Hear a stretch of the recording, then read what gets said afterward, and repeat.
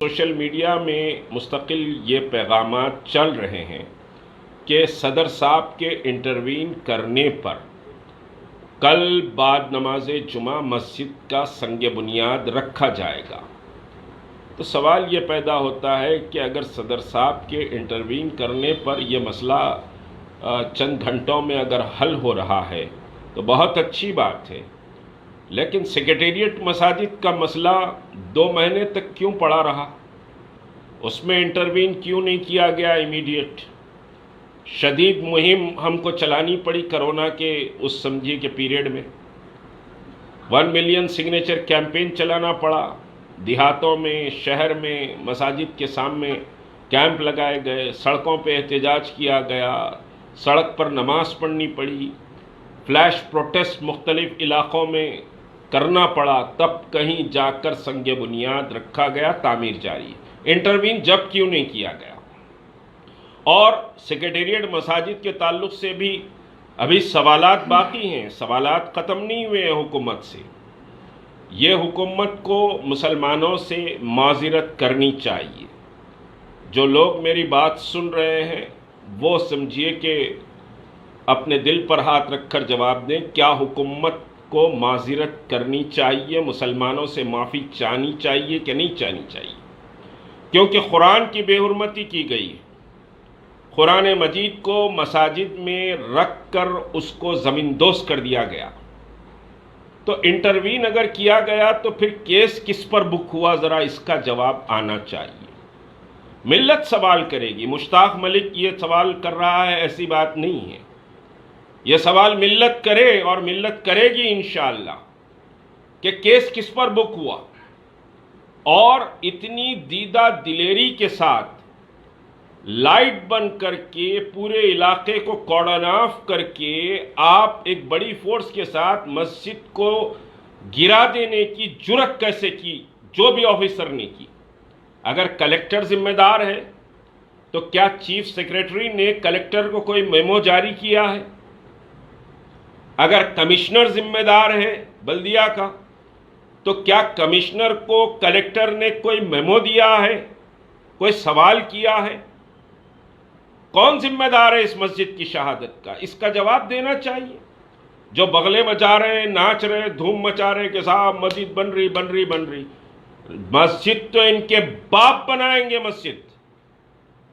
ऐसा नहीं है कि मस्जिद नहीं बनती थी। कल भी मैंने ये बात कही, फिर आज भी कह रहा हूं, मस्जिद तो बनकर रहती, कोई मसला नहीं है, मगर मस्जिद की शहादत के पीछे जो राज छुपे हुए हैं उन राजों को भी सामने आना चाहिए कि मस्जिद शहीद क्यों की गई। 111 जियो, तो 111 जियो पे मंदिरों पे कार्रवाई कीजिए। 111 जियो पे समझिए कि बड़े बड़े बिल्डिंग और मॉल ठहरे हुए हैं, उस पर भी कार्रवाई कीजिए। सिर्फ मस्जिद को क्यों निशाना बनाया गया 111 जियो के नाम पर? और जो कलेक्टर का लेटर है वो लैंड डिस्प्यूट का नहीं है, सिर्फ वायलेशन ऑफ 111 जियो का है। तो अगर 111 जियो का वायलेशन है तो फिर शमशाबाद तो 70% शमशाबाद में पूरा मलबे का ढेर होना चाहिए। आप 111 जियो के बुनियाद पर एक मस्जिद को लाइट बंद करके, मुसलमानों के दरवाजे बंद करके बाहर से आप गिरा देंगे तो फिर कसूरवार कौन है? क्या मुसलमान अहमक और बेवकूफ है? या लॉलीपॉप आप दे देंगे कि साहब मस्जिद गिरा दिया, चलो चलो चलो फाउंडेशन स्टोन हो गया, जिंदाबाद मुर्दाबाद, अन्ना सेकुलर है सेकुलर है।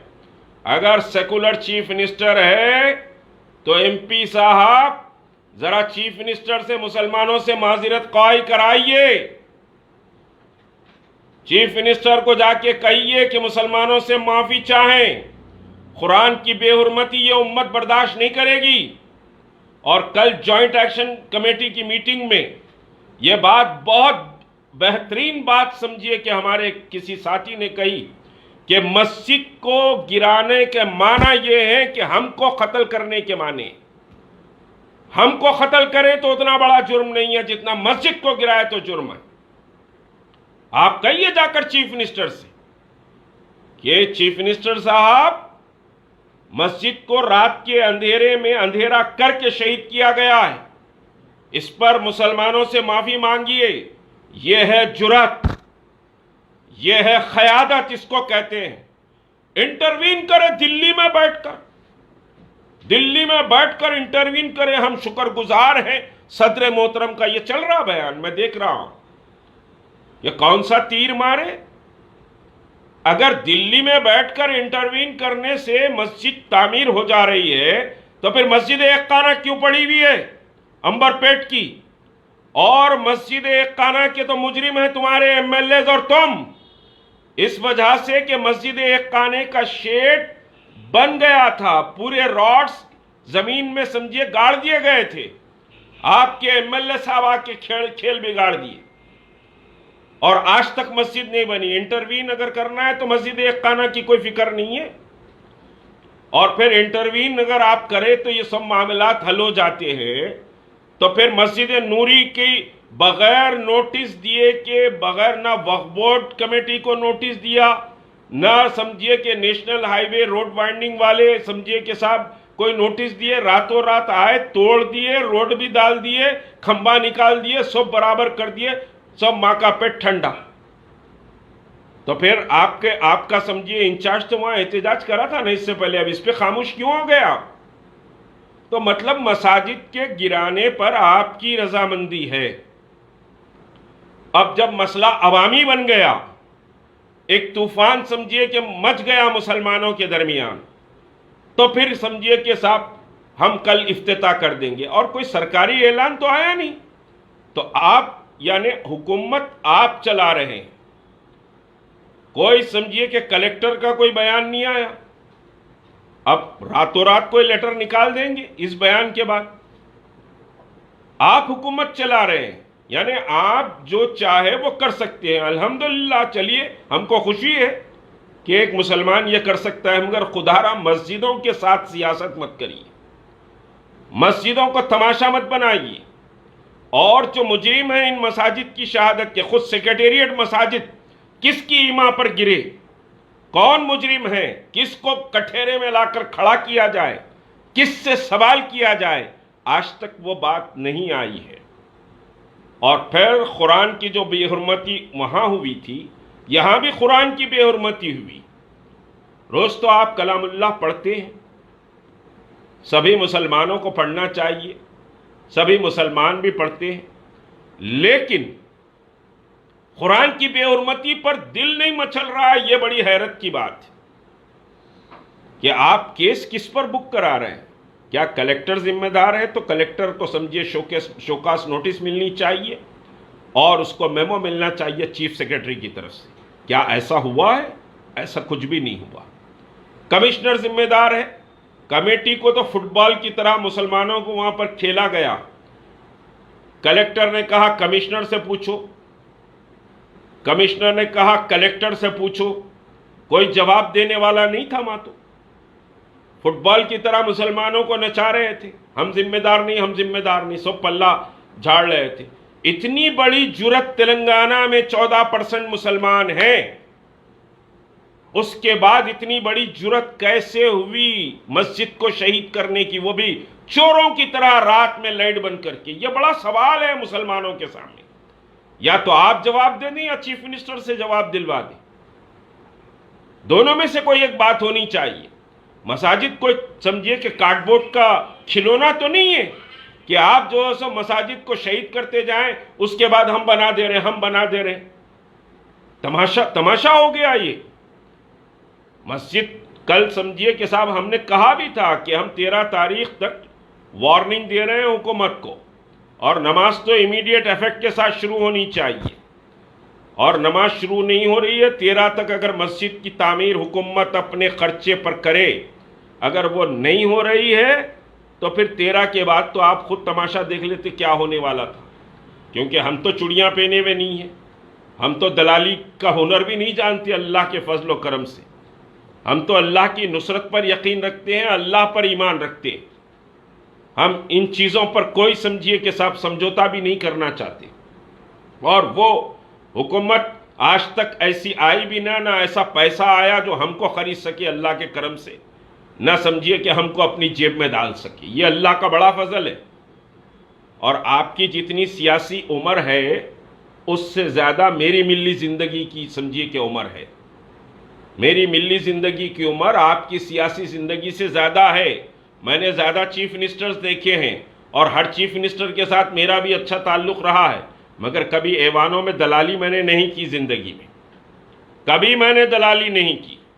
तो अब सवाल ये है कि केस किस पर आप बुक करा रहे हैं, कौन तो पूछेगी आपसे।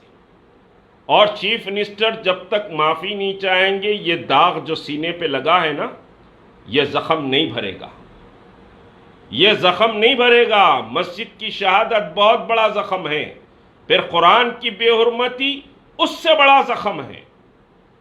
तो जब तक कि चीफ मिनिस्टर इस अमल पर माफ़ी नहीं चाहेंगे, ये ज़ख़म नहीं भरेगा और हम सवाल करेंगे। और हुकूमत को मैं समझिए कि साहब बहुत वाज़े कह देना चाहता हूँ कि ये लास्ट एंड फाइनल एपिसोड था, समझिए ये लास्ट एंड फाइनल एपिसोड था। किसी भी मस्जिद या किसी भी शार इस्लामी की तेलंगाना में एक ईंट को भी धक्का लगेगा तो फिर आपकी हुकूमत को बहुत बुरा धक्का लगेगा। आपको अपनी रविश तब्दील करनी पड़ेगी। अगर आप अपनी रविश को तब्दील नहीं करेंगे तो फिर समझिए कि इख्तिदार भी आपका बाकी नहीं रहेगा। बहुत वाज़े कह रहा हूँ, आप अगर ये समझते हैं कि सियासी जमात आपके इख्तिदार को बचा लेगी, 14% ये डिसाइडेड फैक्टर जो मुसलमानों का है वो इनके इशारे पर नाचेगा, तो इंशाअल्लाह ऐसा नहीं होगा, ऐसा नहीं होगा। हम बताएंगे ऐसा नहीं होगा। मैं कोई दावा नहीं कर रहा हूं ताकत और क़ुव्वत का, लेकिन किस तरह हालात को ट्विस्ट करना है और कैसे हालात को समझिए कि साहब मुसलमान अपनी हक में मोड़ लेना है, वो हुनर ज़रूर हम जानते हैं। आप इनके भरोसे पर मसाजिद को शहीद करते जाएंगे, फिर फाउंडेशन स्टोन रखते जाएंगे, तो हम ये तमाशे बर्दाश्त करेंगे? तो this is last and final. इसके बाद एक ईंट को भी समझिए धक्का लगेगा तो फिर उसके बहुत बुरे नताइज निकलेंगे। बहरहाल मैं मुसलमानों को मुबारकबाद देता हूँ।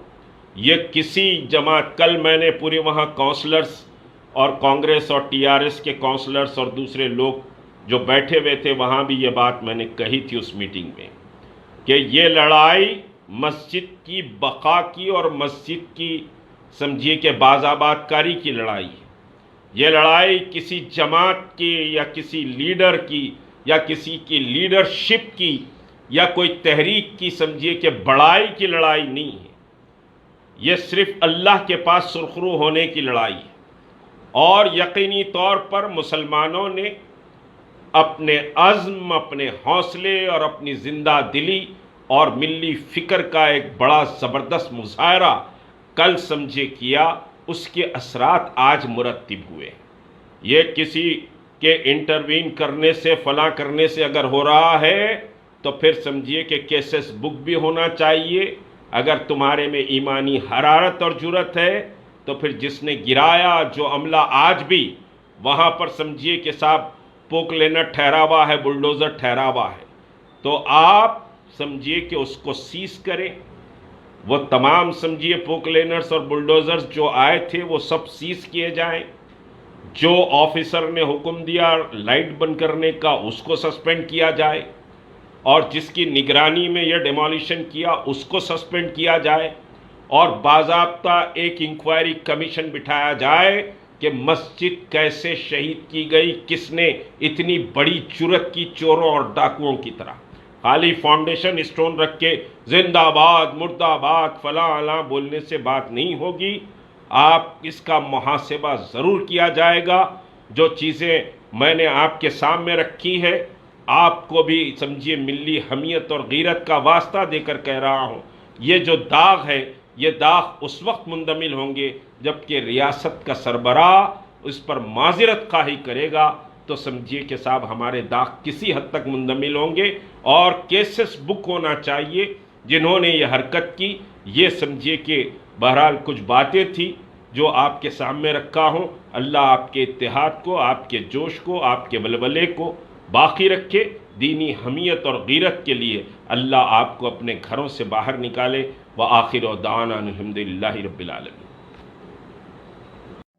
Pista House proudly presents the Muharram special, Dam Ka Road,